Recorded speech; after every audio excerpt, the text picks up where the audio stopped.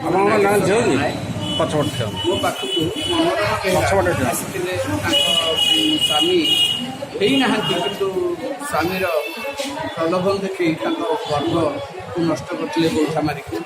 ମୁଁ ଡିଷ୍ଟ୍ରିକ୍ଟ ଜଜ୍ ସହିତ ତାଙ୍କ ସହିତ କଥାବାର୍ତ୍ତା ଆଲୋଚନା କରିଥିଲି। ଡିଷ୍ଟ୍ରିକ୍ଟ ଜଜ୍ ମଧ୍ୟ ଡାଇରେକ୍ସନ୍ ଦେଇଥିଲେ ନିମାପଡ଼ା ଡିଏସ୍ପି ଏସ୍ଡିପିଓକୁ କେସ୍ ଇନଭେଷ୍ଟିଗେସନ୍ କରିବା ପାଇଁ, କିନ୍ତୁ ଆଜି ସୁଦ୍ଧା ଡିଏସ୍ପି ନିମାପଡ଼ା କୌଣସି ଆକ୍ସନ୍ ନେଇନାହାନ୍ତି। ଏପରିକି ଝିଅର 164 ଷ୍ଟେଟମେଣ୍ଟ ମଧ୍ୟ କରିନାହାନ୍ତି, 161 ଷ୍ଟେଟମେଣ୍ଟ ମଧ୍ୟ କରିନାହାନ୍ତି। କୌଣସି ଆକ୍ସନ୍ ଡିଏସ୍ପି ନିମାପଡ଼ା ନିରଞ୍ଜନ ପାଢ଼ୀ ଆଜି ସୁଦ୍ଧା କରିନାହାନ୍ତି। ଆଜି ଏସ୍ପିଙ୍କୁ ଦେଖା ହେଲା ପରେ ଏସ୍ପି କହୁଛନ୍ତି ମୁଁ ତାଙ୍କୁ ଆରେଷ୍ଟ କରିବି, କେବେ କରିବି ବୋଲି ସେମିତି କିଛି କହିନାହାନ୍ତି। ଆରେଷ୍ଟ କରିବି ବୋଲି କହିଛନ୍ତି।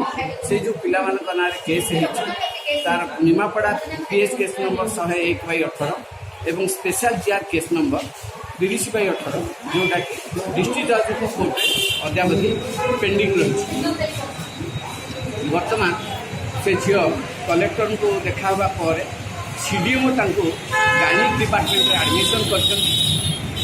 ସେଥିରେ ମଧ୍ୟ ତାଙ୍କ ପ୍ରତି ଅନ୍ୟାୟ କରାଯାଉଛି। ଗାଇନିକ୍ ସ୍ପେଶାଲିଷ୍ଟ ଯିଏ ଅଛନ୍ତି ଅଲ୍ଟ୍ରାସାଉଣ୍ଡ କରିବା ପାଇଁ ପ୍ରସାଦ ପଟ୍ଟନାୟକ, ଆଜି ପର୍ଯ୍ୟନ୍ତ ତାଙ୍କୁ ଅଲ୍ଟ୍ରାସାଉଣ୍ଡ କରୁନଥିଲେ।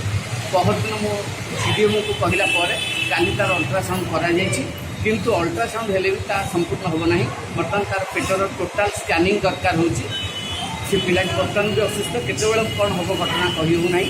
କିନ୍ତୁ ସେ ଯେଉଁ ତା'ର ଝିଅର ମୁଦଲା ଯିଏ ସରୋଜ କୁମାର ପରିଡ଼ା ଏବଂ ତା'ର ଭଉଣୀ ଭିଣେଇ ଅଛନ୍ତି ମୁଦଲା, ସେମାନେ ବର୍ତ୍ତମାନ ସୁଦ୍ଧା ମଧ୍ୟ ଖୋଲା ରାସ୍ତାରେ ବୁଲୁଛନ୍ତି।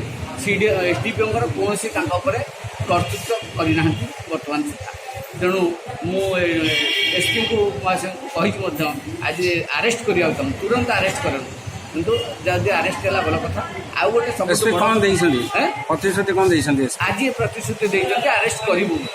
ଆଉ ଗୋଟେ ଘଟଣା ହେଉଛି, ଯେତେବେଳେ ସେ ଯାଇଥିଲା ହାଇଟେକ୍ ହସ୍ପିଟାଲକୁ ପେଟଟା କାଟିକି ଛୁଆଟାକୁ ବାହାର କରିବା ପାଇଁ, ହାଇଟେକ୍ ହସ୍ପିଟାଲର ଜଣେ ଡକ୍ଟର ରବିନାରାୟଣ ବେହେରା, ଯିଏକି ମୁଦଲାମାନଙ୍କଠୁ ପଇସା ନେଇକରି ସେ ଝିଅକୁ ମାରିବା ପାଇଁ ଉଦ୍ୟତ ହୋଇଥିଲେ ଏବଂ ସେ ଝିଅର 2ଟା ନଳି କାଟି ଦେଇଛନ୍ତି।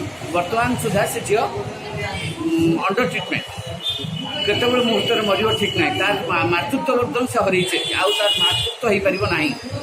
ଏଇଭଳି ବର୍ତ୍ତମାନ ସେ ଡକ୍ଟରକୁ ମଧ୍ୟ ଆରେଷ୍ଟ କରାଯାଉ। ତା ନାଁ ରବିନାରାୟଣ ବେହେରା, ହାଇଟେକ୍ ହସ୍ପିଟାଲର ସେ ଗାଇନିକ୍ ଡକ୍ଟର ଅଛି। ଏସ୍ପିଙ୍କୁ ଜଣାଇଛନ୍ତି? ଏସ୍ପିଙ୍କୁ ମଧ୍ୟ ଜଣାଇଛି ଆଜି। ତେଣୁ ଏସବୁ କ୍ଷେତ୍ରରେ ନିହାତି ସାହାଯ୍ୟ ଆବଶ୍ୟକ।